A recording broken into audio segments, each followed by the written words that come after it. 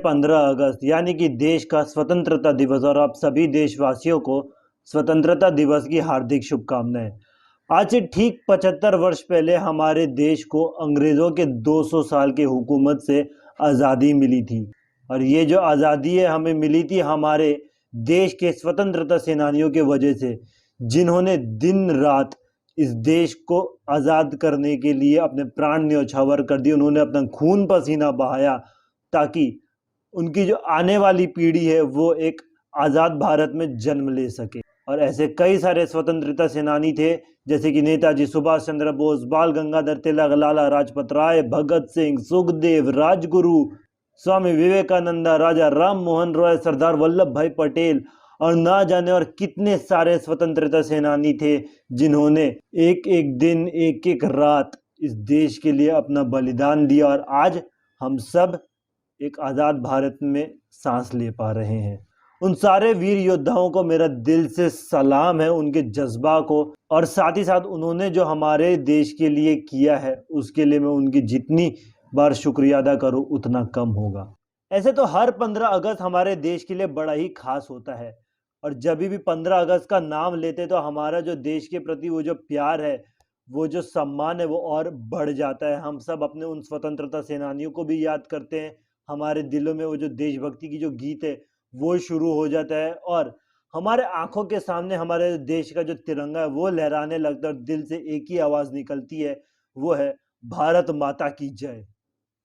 मैं आपको बता दूं कि आज़ादी का जो अमृत महोत्सव है वो भारतीय सरकार इसको शुरुआत की है, इसको सेलिब्रेट कर रही, ताकि हमारे देश की जो 75 ग्लोरियस ईयर्स रहे हैं, जो बड़ा ही अच्छा सा इतिहास रहा है हमारा, देश के कल्चर, अचीवमेंट्स, लोग, इन सब के बारे में हमें जानकारी मिले।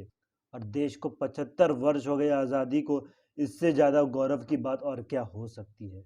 लेकिन इसके पहले मैं देश के अचीवमेंट्स के बारे में बात करूं, ज़रा भारत और भारतीय लोगों के बारे में ज़रा बात करते हैं। और अटल बिहारी वाजपेयी जी ने क्या खूब कहा था कि भारत कोई भूमि का टुकड़ा नहीं है, एक जीता जागता राष्ट्र पुरुष है। अटल जी ने कहा था कि ये वंदन की धरती है, अभिनंदन की धरती है, ये अर्पण की भूमि है, ये तर्पण की भूमि है। इसकी नदी नदी हमारे लिए गंगा है, इसका कंकड़ कंकड़ हमारे लिए शंकर है। हम जिएंगे तो इस भारत के लिए और मरेंगे तो इस भारत के लिए, और मरने के बाद भी गंगा जल में बहती हुई हमारी अस्थियों को कोई कान लगाकर सुनेगा तो एक ही आवाज आएगी, भारत माता की जय। तो ये जो अभी आपने सुना ये अटल बिहारी वाजपेयी जी के लाइंस थे। और इसके साथ साथ भारतीयों में एक बहुत ही अनोखी क्वालिटी होती है, वो ये है ना कि जब भारत के ऊपर एक बहुत बड़ा चैलेंज आ जाता है, जैसे कि कोई कहते हैं ना कि यार ये तो कर ही नहीं पाएगा, तब भारतीय दिखाते हैं कि हम लोग क्या कर सकते हैं। उदाहरण के तौर पे अभी देखिए, कोरोना तो चल ही रहा है। 2020 में जब कोविड आया था, तब पूरे दुनिया में किस तरीके का हाल था ये हम सब ने देखा। यूएसए, इटली, स्पेन, यूरोप के कई सारे देश, उन सब का हाल बड़ा ही बेहाल हो गया था कोरोना के कारण। वहाँ पे बहुत ही बढ़िया हेल्थ इंफ्रास्ट्रक्चर है, इसके बावजूद भी वहाँ पर किस तरीके का हाल था हम सबसे किसी से भी छुपी हुई नहीं है। तब लोगों ने ये कहा था कि यार अगर ये यूएसए वगैरह का हाल है तो यार भारत का क्या होगा, भारतीय लोगों का तो हाल इससे भी ज्यादा खराब हो जाएगा। लेकिन नहीं, भारत और भारतीय लोगों ने कोविड 19 का बहुत ही डट के सामना किया। और सिर्फ इतना ही नहीं, हाँ, भारत में केसेस वगैरह भी बहुत आए, कईयों की डेथ वगैरह भी हुई, जो कि बड़ा ही दुर्भाग्यपूर्ण है। लेकिन जिस तरीके से भारत ने इस कोविड 19 पैंडेमिक को संभाला, जिस तरीके से केंद्र और राज्य सरकार ने आपस में बहुत ही बढ़िया कोऑर्डिनेशन किया, वो काबिलियत तारीफ है। और जब कोविड 19 की बात चली ही है तो इसके वैक्सीनेशन के बारे में भी बात करते हैं। भारत ने 2 वैक्सीन लाए, एक एक कोवैक्सीन और एक एक कोविडशील्ड। और जब भारत ने वैक्सीन लाया तब लोगों ने ये सवाल उठाया कि यार इतना बड़ा देश है, किस किस को वैक्सीनेट करिएगा, कैसे कर पाइएगा।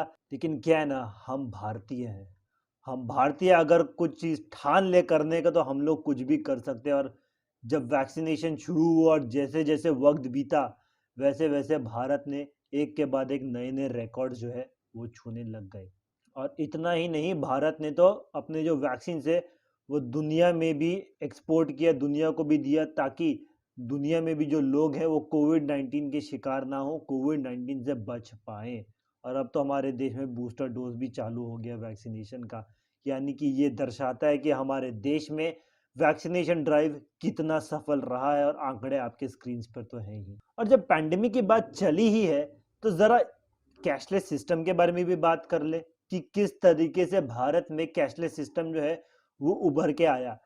देश का दो बड़ा हथियार यूपीआई और रुपे, इस दोनों ने जिस तरीके से पैंडेमिक के दौरान ग्रोथ हुआ, क्योंकि पैंडेमिक के दौरान लोग कैश पेमेंट्स नहीं करना चाह रहे थे, तो इसीलिए लोग क्या है कि यूपीआई रुपे यानी कि डिजिटल ट्रांजैक्शन की तरफ बढ़ रहे थे।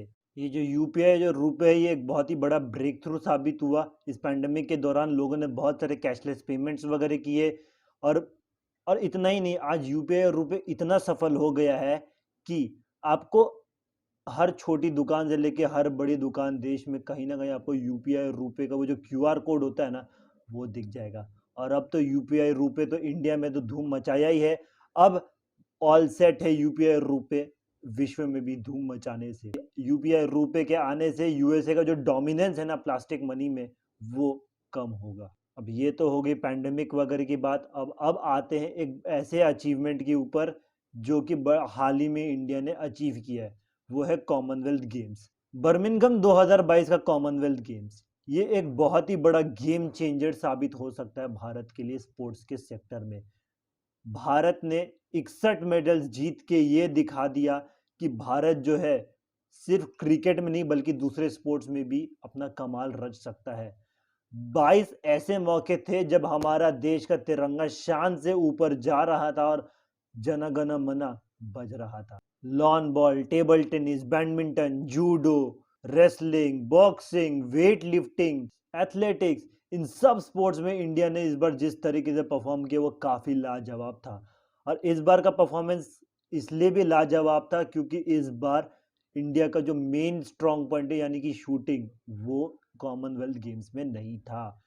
क्योंकि पिछली बार की बात करूँ, जो कॉमनवेल्थ गेम्स हुआ था वहाँ पर भारत ने 15 से 20 मेडल जो है वो करीब करीब शूटिंग में लाया था। शूटिंग इंडिया का एक बहुत ही बड़ा डोमिनेंस रहता है, और इस बार तो शूटिंग स्पोर्ट ही नहीं था। तो क्या हुआ, इंडिया ने उन स्पोर्ट्स में वो कमाल करके दिखा दे जिसमें तो शायद आपने कभी एक्सपेक्टेशन ही नहीं रखा होगा। जैसे कि एथलेटिक्स में triple jump, gold and silver India ने जीता। इसके बाद स्टीपल चेज में सिल्वर इंडिया जीता। 10,000 किलोमीटर का वुमेन्स का वॉक, उसमें भी इंडिया ने एक पदक लाया। और भी कई सारे एथलेटिक के इवेंट है, जैसे कि जेवलिन थ्रो वुमेन्स का। मेंस में तो हम लोगों को होप था नीरज चोपड़ा से। नीरज चोपड़ा अनफॉर्चुनेटली इस बार नहीं खेल पाए कॉमनवेल्थ गेम्स में इंजरी की वजह से, लेकिन वुमेन्स में हम लोगों ने जीता। और यही नहीं, लॉन बॉल एक नया स्पोर्ट जिसके बारे में किसी को नहीं पता, उसमें इंडिया ने गोल्ड आया। टेबल टेनिस में शरात कमल, जिन्होंने टेबल टेनिस में कितने सारे मेडल्स लाए इंडिया के लिए। तो इस बार का जो कॉमनवेल्थ गेम्स है ना, उसमें इंडिया ने जो परफॉर्मेंसेस दिया, एक चीज तो साबित हो गया कि भारत दूसरे स्पोर्ट्स में भी आगे बढ़ रहा है। और और आगे जो आने वाला जो ओलंपिक्स है उसमें भारत बहुत बड़ा धूम मचा सकता है। और जब स्पोर्ट्स की बात चल रही है और हमने ओलंपिक्स को और नीरज चोपड़ा को याद कर लिया है, तो जरा नीरज चोपड़ा के बारे में बात भी कर लेते हैं। किस तरीके से नीरज चोपड़ा ने टोक्यो ओलंपिक्स 2020 में गोल्ड मेडल लाकर भारत का नाम रोशन कर दिया था। तो ये तो कुछ इवेंट जो पिछले 2-3 साल में बीता है इंडिया के लिए। इसके पहले के इवेंट्स की अगर मैं चर्चा करने जाऊंगा तो ये वीडियो तो बहुत ज़्यादा ही कम पड़ जाएगा। तो ये थे कुछ ऐसे मोमेंट्स जिसके बारे में मेरे को लगता है कि बहुत ही स्पेशल है। अब आते हैं आज़ादी के अमृत महोत्सव पर, और आज़ादी के अमृत महोत्सव की इनिशिएटिव को लेकर मैं प्रधानमंत्री श्री नरेंद्र मोदी जी का धन्यवाद करना चाहूँगा कि उन्होंने 2 से लेके 15 अगस्त तक का एक टास्क रखा, उसमें हम लोग अपने जो डीपी है उसको चेंज करें तिरंगा पे। और सिर्फ एक या दो ने नहीं बल्कि कई लोगों ने अपना जो डीपी है वो चेंज किया है। प्रधानमंत्री ने जो ये टास्क दिया था उसको निभाया। लोगों ने अपने सोशल मीडिया के जो डीपीज है उसमें तिरंगा लगाया। और जब मैं पर्सनली कहूँगा तो मैंने जब तिरंगा लगाया तो मेरे को बड़ा ही गर्व महसूस हो रहा था। कईयों ने नहीं भी लगाया है तिरंगा, वो उनकी मर्जी है। आपको कोई फोर्स तो नहीं कर सकता डीपी में तिरंगा लगाने के लिए, लेकिन हाँ, और इस वीडियो को मैं अंत करूं उससे पहले एक बात मैं जरूर कहना चाहूँगा कि तो 16 अगस्त के दिन हम सबको ये ध्यान में रखना होगा कि रोड पे एक भी तिरंगा नहीं रहना चाहिए, क्योंकि जो तिरंगा है ना वो देश की शान है और देश की शान रास्ते पे नहीं रहनी चाहिए। इस वीडियो में फ़िलहाल इतना ही। आशा करता हूँ कि आपको मेरा ये जो वीडियो है पसंद आया होगा। इस वीडियो को लाइक, शेयर और चैनल को सब्सक्राइब जरूर करिएगा और कमेंट बॉक्स में अपनी राय ज़रूर दीजिएगा कि आपके हिसाब से कुछ बहुत ही ज़्यादा जो बेस्ट मोमेंट्स जो लगे हैं वो जिक्र करिएगा। बातचीत चलते रहना चाहिए हम लोगों के बीच कमेंट बॉक्स से। और मिलता हूँ आप सभी से एक अगली वीडियो में। टिल देन इट्स मी श्रेय साबू साइनिंग ऑफ एंड जय हिंद।